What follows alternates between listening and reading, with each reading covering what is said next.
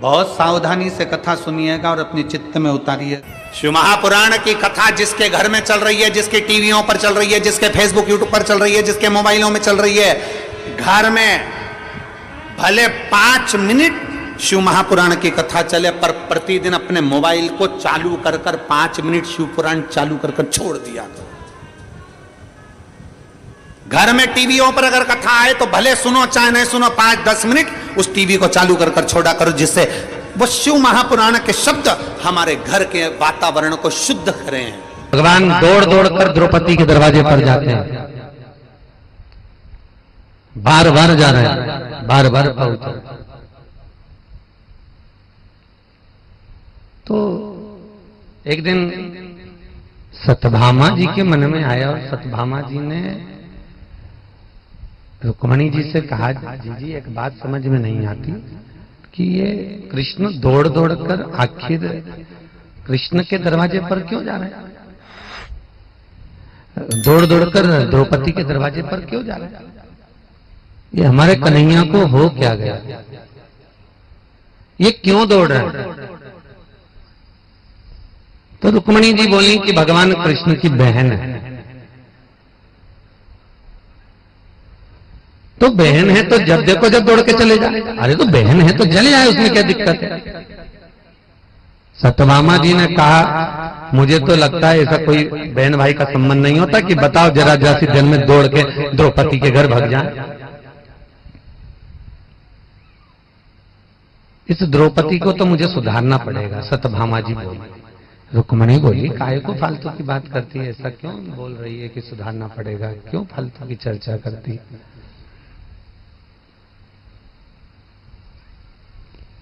भगवान कृष्ण के मन की दशा को समझ गए, और मनोदशा को जब भगवान कृष्ण समझे तो भगवान कृष्ण आज जा रहे थे, और जाते जाते भगवान कृष्ण ने उसी समय पर रुक्मणी से कहा, रुक्मणी मैं द्रौपदी के घर जा रहा हूं, मैं रुक्मणी में द्रौपदी के यहां जा रहा हूं। तो इतने में सत्यभामा ने रुक्मणी को कोनी मारकर कहा, कह दे अपन भी चले, बोल दे। तो ये बोलती उससे पहले ही भगवान बोल दिए, क्या तुम दोनों चल रही हो द्रौपदी के यहाँ। सत्यभामा रुक्मणी बोली, हाँ हाँ प्रभु रुक जाओ जरा, हम भी चल रहे हैं, रुको जरा। और दोनों श्रृंगार कर द्रौपदी के यहाँ पहुंची, और द्रौपदी तो चोटी बना रही थी, बाल बा रही थी, कंघा कर रही थी। और इतने में भगवान ने जाकर पूछ लिया, जीजी क्या कर रही हो। इतने में द्रौपदी बोली, बस चोटी कर रही हूं। इतने में भगवान बोले, तू काहे को कर रही है, तेरी दो भाभी आई है, ये क्या करेंगे, जाओ री एक तेल लगाओ, दूसरी चोटी बनाओ। सत्यभामा जी ने रुक्मणी जी से कहा, तू चिंता मत कर, तेल में लगाऊंगी, आज इसकी एक खोपड़िया का भाल नहीं तोड़ा तो मेरा नाम भी सत्यभामा है। और जो सत्यभामा जी तेल लगाने के लिए बैठी, महाराज जो तेल लगाने के लिए सत्यभामा जी बैठी, और सत्यभामा जी ने कटोरी में तेल लेकर जो लगाया, महाराज पहले की जो बहुएं होती थी ये सास से झगड़ा कम करती थी, बहुत कम, और बदला भी इतने अच्छे से लेती थी कि सास की रविवार चोटी करने बैठ जाती थी बात, और तेल लगाने के बहाने सारा बदला निकाल लेती थी एक से। अब जो सत्यभामा जी तेल लगाने बैठी, और तेल लगाने बैठी तो सिर में बाल लगाते लगाते उस सत्यभामा ने एक बाल तोड़ा। जैसे ही तोड़ा तो उसमें से आवाज आई, हे कृष्ण। फिर दूसरा बाल तोड़ा, फिर आवाज आई, हे कृष्ण। फिर तीसरा बाल तोड़ा तो आवाज आई, हे कृष्ण। सत्यभामा जी ने कहा, जी एक बात समझ में नहीं आ रही रुक्मणी कि ये द्रौपदी के प्रत्येक बाल तोड़ने पर, केश तोड़ने पर आखिर कृष्ण का नाम क्यों निकल रहा है। तब भगवान कृष्ण उसी समय पर वहां पर पहुंचे, और भगवान कृष्ण ने कहा, सत्यभामा तुम कह रही थी ना कि कृष्ण दौड़ दौड़ कर द्रौपदी के घर क्यों जाता है, उसका केवल एक कारण है सत्यभामा। पूरी पृथ्वी पर कितने साधु सन्यासी तपस्वी साधक उपासक भगत ना जाने करोड़ों हो गए, पर कोई द्रौपदी जैसा नहीं हुआ, क्योंकि द्रौपदी केवल एक ऐसी है जो एक दिन में 3.5 करोड़ बार मेरा नाम लेकर मुझे पुकार लेती है। 3.5 करोड़ बार मेरा नाम एक दिन में लेती है। इसलिए ये कृष्ण द्रौपदी के दरवाजे पर दौड़ दौड़ कर जाता है। भगवान कहते हैं कोई मन की जिभ्या से, कोई घट की जिभ्या से मेरा भजन कर कर तो देखे, मैं एक क्षण में दौड़कर। इसलिए शायद लोग कहते हैं कौन कहता है भगवान आते नहीं, द्रौपदी की तरह कोई बुलाते नहीं। तुम भी बुलाना चालू कर दो तो भगवान को बुलाने का ही। कई लोग के महाराज जी द्रौपदी का तो चीर खिंचा रहा था इसलिए भगवान दौड़कर आया। पर द्रौपदी के चीर के कारण नहीं आया। भगवान के आने का तो केवल एक कारण था कि भगवान उसके भाव के कारण आए। निर्मल मन सो मोहि पावा, मोहि छल छिद्र कपट ना भावा। भगवान को पाने का। अच्छा, लोगों के मन में संशय बहुत है, बहुत संशय। एक व्यक्ति बोला महाराज जी द्रौपदी ने बुलाया तो भगवान दौड़ के अंदर आ गए। और पांडव जुआ में हार रहे थे, वो द्रौपदी को दांव में लगा दिया था, तब क्यों नहीं आया कृष्ण? अरे भैया मेरा कन्हैया तो तैयार खड़ा था आने के लिए। सबसे पहले अगर युद्ध के मैदान में जुआ खेलने की जगह पर, चौसर की जगह पर अगर कोई आ रहा था तो मेरा कृष्ण आ रहा था, स्वयं कृष्ण। तो फिर इन पांडवों ने हाथ जोड़कर मना कर दिया। अरे पांडवों को लगा हम जुआ खेलेंगे और भगवान को कोई अच्छा लगेगा, इसलिए उन्होंने कह दिया कन्हैया तुम कहां जा रहे हो? भगवान बोले अंदर। तो अंदर नहीं जाओगे। क्यों नहीं जाएंगे? हमारा मन, हम तो जाएंगे। तो नहीं कन्हैया अंदर नहीं जाओगे, तुम बाहर खड़े रहो, जब तक हम तुम्हें बुलाए नहीं तब तक तुम आना नहीं। और हमारी सौगंध अगर अंदर आ गए हमारे बुलाए भी नहीं, ठीक है। भगवान कृष्ण मछली की तरह छटपटाते रहे। दुर्योधन चौसर में हारने लगा। तब भगवान के मन में आया कि अब तो मुझे बुलाएंगे। दुर्योधन जब चौसर में हारा तो चौसर में हारते हारते दुर्योधन ने कह दिया मेरी जगह पर मेरा मामा खेलेगा। भगवान दरवाजे पर उठ के खड़े हो गए, क्योंकि उनको लगा जब दुर्योधन कह रहा है कि मेरी जगह पर मामा खेलेगा तो अब पांडव कहेंगे हमारी ओर से हमारा कन्हैया खेलेगा, हमारा कृष्ण खेलेगा। पर क्या करें, ये भाग्य के आगे किसकी चली है।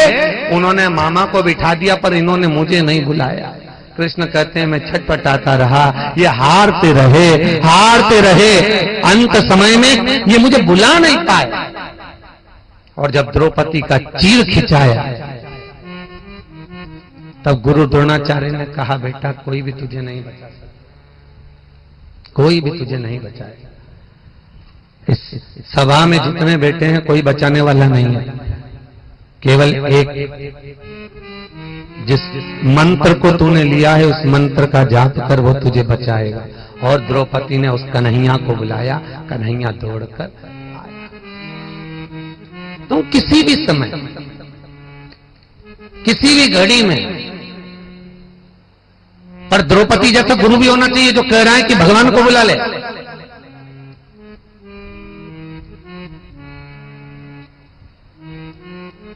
गुरु कितने होते हैं? जम के तो बोलो,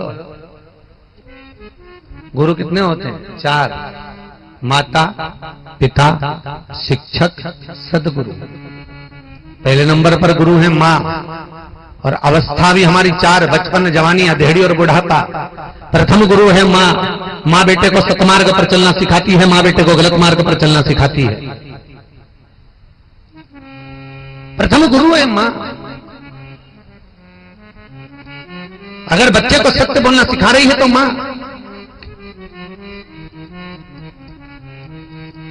और अगर झूठ बोलना सिखा रही है तो मां। ये माताएं होती हैं जो बच्चों को सत्य बोलना सिखाती है। अपने मायके से इतना सारा सामान लेके आ जाती है, चुपचाप से बैग में अलमारी में छुपा के रख देती है, सास की छुपाई से। सास को नहीं बताती, अलमारी में छुपा के रख दे। और रोज बच्चे जब स्कूल जाए उनको अलमारी में से निकाल के देती जाए। और बच्चों से कहती भी जाए, कोई पूछे तो बताना मत कि नाना के घर चलाई हो, ये मत बोलना मम्मी ने दिया। कहते ना पड़ोस वाली आंटी ने मिला, पड़ोस वाली काकी ने दिया। एक दिन सास ने पूछ लिया, ए बेटा ये क्या खा रहा है? टॉफी। कहां से आई? पड़ोस वाली आंटी ने दी। फिर पूछा कहां से आई? पड़ोस वाली काकी ने दी। पर बच्चे ने ये नहीं कहा कि मेरी माँ ने दी, बच्चे ने ये नहीं कहा कि नानी के घर से। अब वो बच्चे को माँ ने झूठ बोलने की आदत डाल दी कि पड़ोस वाली आंटी ने दी। बच्चा धीरे धीरे बड़ा हो गया, उसकी शादी हो गई, शादी होकर पत्नी को लेकर घूमने हरदा गया, और हरदा गया तो हरदा में उसको साड़ी पसंद आ गई। अब पत्नी को साड़ी पसंद आई तो पति ने कहा ले ले, तो पत्नी बोली अगर घर जाएंगे और मम्मी पूछेगी तो कह देना मायके से मिली, उसमें क्या दिक्कत? जैसी करनी वैसी भरनी।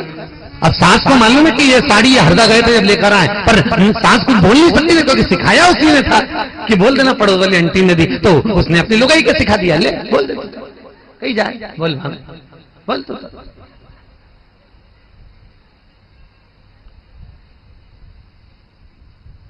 क्यों सिखाया? प्रथम गुरु है मां, दूसरा गुरु है पिता, तीसरा गुरु है शिक्षक, चौथा गुरु है सतगुरु, और सतगुरु सतगुरु होता है साहब।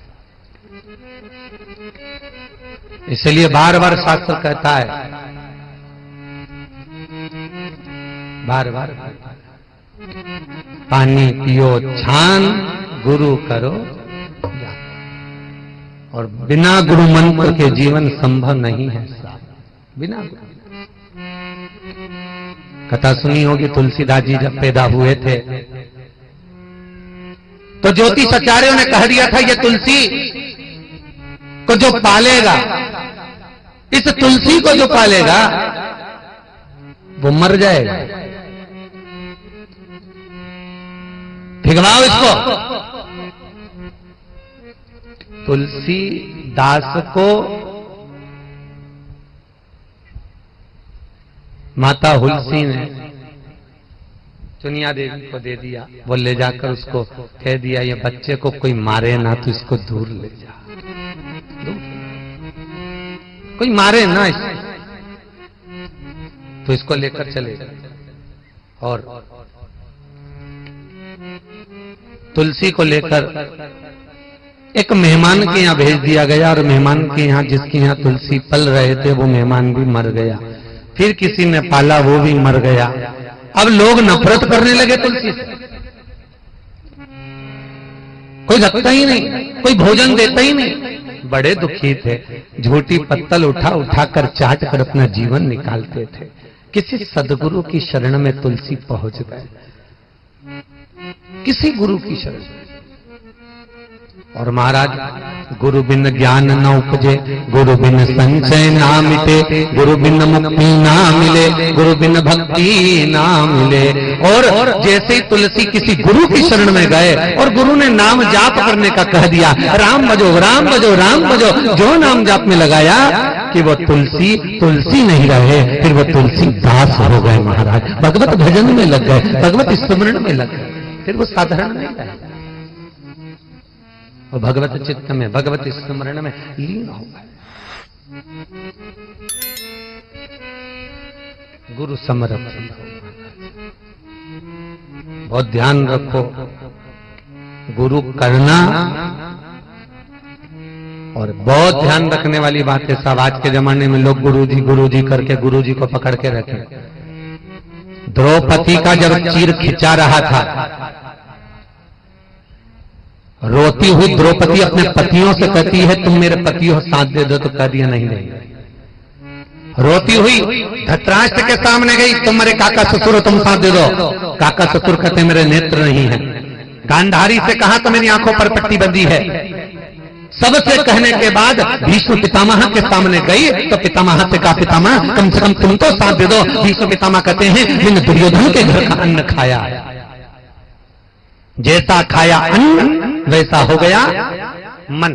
यदि आप लोगों ने भीष्म गीता कभी पढ़ी हो या भीष्म गीता सुनी हो तो उसमें 4 तरह के अन्न को बेकार बताया है। कितने तरह का अन्न?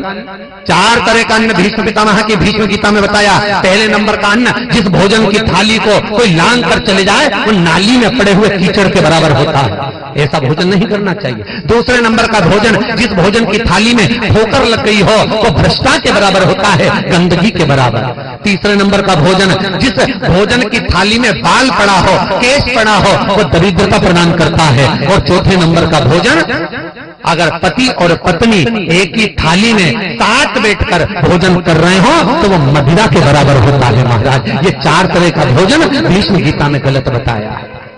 वैसे तो पान तलाई के लोग तो नहीं खाते होंगे पति के साथ एक साथ बैठ के। 4 तरीका हो जाए। पहले नंबर का कौन सा है? अरे बोलो झमके, लांगा हुआ।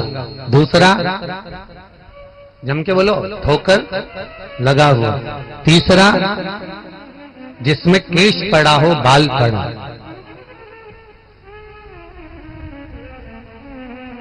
चौथा जम के बोल दो जरा, एक ही थाली में पति और पत्नी दोनों भोजन कर रहे हो, वो मदिरा तो तुल्य होता है। जी जी हो। अरे ओ पान तलाई भाई अच्छे से तो मदिरा के उसका कोई मोल तत्व नहीं है। अब कहोगी महाराज जी ये मदिरा के तुल्य कैसे हो गया भला? मदिरा में तो नशा आता है, तो हम पति पत्नी भोजन करें तो इसमें कोई नशा आता है? तो तुम देख लो नशा रहता कि नहीं रहता। कहीं किसी बफेट में गए, शादी में गए और पति पत्नी एक ही थाली में भोजन कर रहे, सास जा रही, ससुर जा रिया, काका ससुर जा रिया, मौसी सास जा रही, सब दिख रिया, उनके बाद भी चले जा रिया, उसके बाद भी चले। बोला नशा है कि नहीं? तुम्हें नजर आया कि नहीं? कौन सा लाभ? भीष्म पितामह कहते मैंने दुर्योधन के घर का अन्न खाया है, मैंने दुर्योधन के घर का अन्न खाया है। मैं नहीं बोल बहुत कहा द्रौपदी ने, बहुत खूब समझाया। सबको कहने के बाद वो गांधारी के सामने भी बहुत देर तक खड़ी रही थी द्रौपदी। आपने भागवत में सुना होगा, गांधारी के सामने खड़ी हुई है।